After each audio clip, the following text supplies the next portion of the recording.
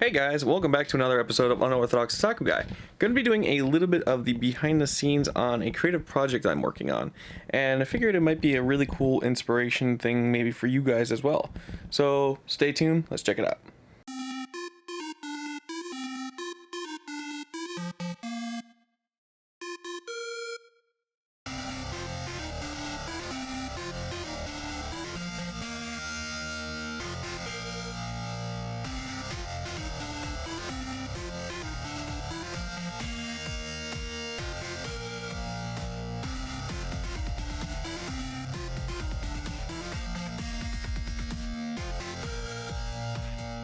Unorthodox Otaku Guy.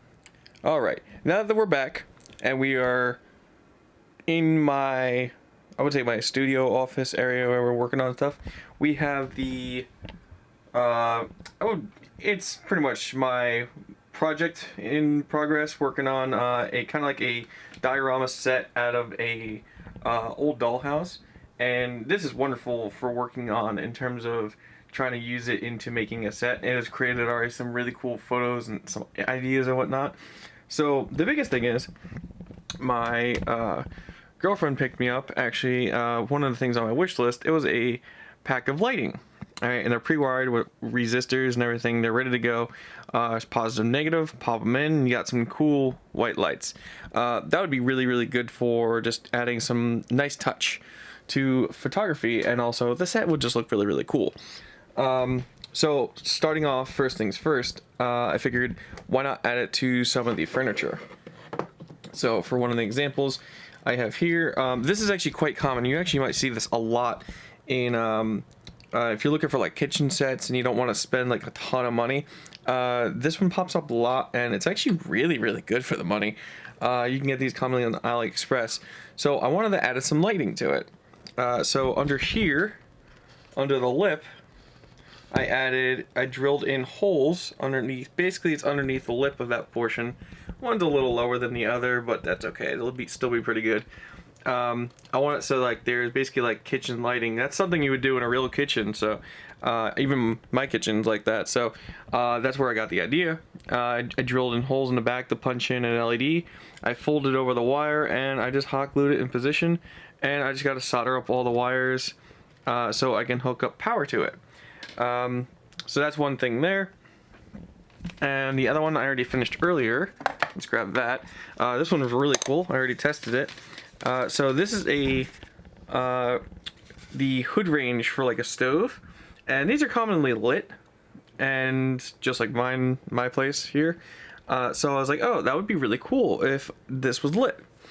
And so what I did was I just basically broke this black part off because it's a wood piece, and I drilled in a hole through the back of it and through the top of it.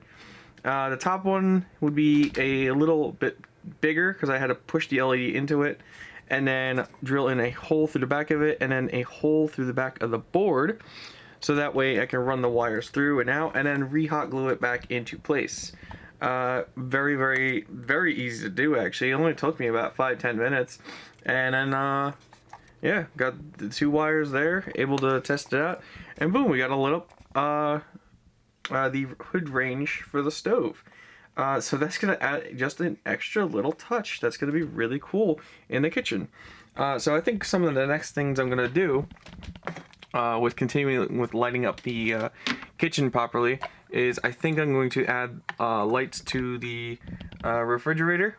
And I also think I'm going to add a light to the microwave that's here, because the microwave is openable and it has a clear window. So I can put in a bulb probably on the thicker portion here. The thin portions are way too thin for a light bulb or LED to pop in. So I think the thick portion over here, I could probably bore out a channel in there, drill in a hole through the back, and then have a little LED. And the wires are basically, well, you know, it's kind of like having a plug-in microwave. It'd be realistic. So that'll be kind of cool, and that'll light up. So that's that idea for that. And I haven't gotten really any other ideas yet for my setup. I was thinking possibly for my fireplace that's in here. That might be really cool. Get some lights in the fireplace. I have a corner cabinet back there. There might be work with that. I have a decorative cabinet up the back there. So there's a couple things here and there I think I could work with adding LEDs to stuff. And that's going to make some added really cool flair to the atmosphere in this these sets. Because then also, like, those little touches mean everything. And it really adds up when you're trying to take like a really cool photograph. I noticed that especially like just recently I made like a really cool shot with the sneaker bunko aqua scale figure, and I had some like Italian glass wave bowl, and then these glass bubbles from Pottery Barn, and I suspended them up in the air, and then I was like, it's not enough, like it's really cool, but it's just missing something. So I actually took those LEDs that I had and I put them into the bubbles, because the bubbles all had holes in them, which was cool because I could actually suspend them. I was hanging them on little Figma stands, then I put little LEDs in them, and that created like a little extra flare in the lighting for each bubble too, and added a little extra lighting to the set too. So it's one of those things where like sometimes like little details mean everything, and they can just make something just that much better. So get creative, think of little things that might help out your shot, experiment. And if you aren't into doing wiring and stuff like this, it's a fun thing to get into if you have not tried it. These make things painless. These are very cheap too. You can get a whole bundle of different colored LEDs, pre-wired with resistors, so you don't have to do any math or anything like that. I used to do that. It's a pain in the butt, and I'm tired of fishing through a ton of resistors to try to see what one I need for a certain amount of voltage. So I just get pre-wired up for compatible 12 volt setup, and I'm good to go. And that way I can hook it up just to a transformer, lights up, boom, done. And then just make sure you got yourself stuff properly wired to positive, negative, and you're good to go. I use just random transformers. I rip off electronics, just check to see what voltages, amperages, like output it has and everything, and it works fine. Do it at your own risk. That's of course just motivation. Do your proper research on what you need to do to properly work on electronics. It is dangerous otherwise. Soldering. Make sure you got your solder. Plenty of ventilation or anything of the sort. Flux. That type of stuff. But otherwise, if you're not into that stuff, definitely find someone who is willing to work on that type of stuff with you or for you, either or. Because this type of stuff is absolutely fun, and it's very much actually very popular in the dollhouse community, where they just focus on working on this for the sake of building a cool set. But me, this is a set making a cool set for figure photography. So I'm putting it to great use, really fun use. I figured this would be a really cool, inspirational little video and show you what I'm working on. And I'll probably fill in the rest of this in a little bit, see how some of it looks. So we'll see how we go from there. See you in a bit. All right, guys, welcome back. We're gonna be doing a just look over what I just did. We just left off where I was soldering everything up together, getting ideas, seeing what I was gonna modify. So first things first, I'll show you what I modified and what I'm using to power everything and whatnot. Okay, so let me just switch this around. Give me one sec. Okay, so I have everything here kind of back together, and I got the wiring kind of running out here. I didn't go for the battery route just because that way I can actually just turn everything on at once and not have to worry about keep hitting like switches and dead batteries and whatnot. Though the batteries would be much nicer, because I am a little worried about this wiring, because the wiring is kind of stiff in some areas and may cause things to shift. So I might need to like push it back and get it back into position. But otherwise it looks really good. So I started off with getting the stove done. That's all the way back there. You might not be able to see it. It's a little dark at the moment. The range stove. There's two stoves actually right there. One's traditional, one's built into the countertop. I got the countertop done, I got the microwave done, and I actually got the fridge done. So I'm actually going to open up this fridge here. The refrigerator portion has a light in it, and it actually looks really good too. So first things first, I need to show you, I used a 12 volt connector from a Linksys router. And and I just use, because it has output of 12 volts and it's only like 0.5 amps. It's very low power, but that works really good for what I'm aiming for, and it has done just that. It works really well for doing this type of stuff. So I had a spare Dean's connector laying around, so I use this as a breakaway, and they have their markings for like positive, negative on them, so that way I can take this. And the thing is about this, you definitely want to make sure everything's soldered properly and shrink tubed, because you don't want any arcing or bridging or anything that could shock you. So you definitely hook that up first, make sure it's fully seated, and then you can take your plug, and I'll plug it in to my power strip, and ta-da. Okay, so then we got power to everything in my little kitchen here. So I do have the light here in this fridge. You can close that and it hides that light. You have a light there in the microwave. And what's kind of cool is the way I drilled it, it actually is kind of realistic. Microwaves tend to give off a little light out of the back of them, out of their vent, and it's doing just that. We have the light for underneath the cabinets there, which is kind of cool. I tucked them as much as possible underneath the lip. I have lights underneath the hood range of the stove, and then I have one actually in the you can't see from there. I'm gonna move over here.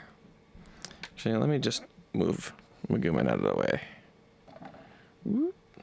Okay, put her there. Okay, and then you'll be able to see I have inside the stove itself, I put a light in the stove too, so everything is nicely well lit. It gives off a nice kitchen vibe. Even look at that lighting right there. That's really cool. It's giving off a cool shadow here off the legs of the table and legs of the chairs. It's really awesome. It's gonna give a nice creative effect that wasn't in here before, that you can't just simulate. Where putting the lights in there just does so much justice. And then what's even cooler is, like, you know, if you open up the fridge here, you got that glow in the middle of the night when you're going to get that sniggity snack. Yeah. So like when you open up the fridge here, it gives off that glow. You're gonna get the snackety snack. Yeah, you know, you've been there. We've all been there. But anyways, it's got that cool type of glow coming out of the fridge that you would expect and love, and it looks awesome. So I'm actually really happy how that came out. The only thing is I just got to sort out my wiring situation. I was tempted to drill into the structure and see if I can mount it properly, make it nice and clean, but I don't know how often I'm going to rearrange this or take it out. So I might have to slot it so that it can come in and out, and then I can just like maybe put up some hot glue or something to keep it in place, something that's removable, because I may rearrange the kitchen. I might take some pieces out because I do want to actually repaint some of these pieces of furniture. So that is something I would like to do in the future. Like this table, I would like to repaint this thing. I'd like to repaint all of it. I actually would like to repaint a lot of this. I think the only thing I would keep is the black and white. The black and white's fine, but even the stove itself, those Melissa and Doug ones, they're so nice looking, but they are painted terribly. I don't like the way they're painted, so I'd like to redo those for sure. And then we have future projects, definitely for sure. I definitely think I'm going to do the lights in the fireplace. I think for the fireplace I might go for a battery option. Running wires over there is going to be a lot harder, so I think that will be just one piece there, and then maybe we'll try to put like a lamp on top of it or something. There is a corner cabinet over there. I definitely think I want to put some lights in, because as we add more lights to this, it's definitely getting nicer. Just looking at that, you can tell like the rest of this is going to be really, really cool.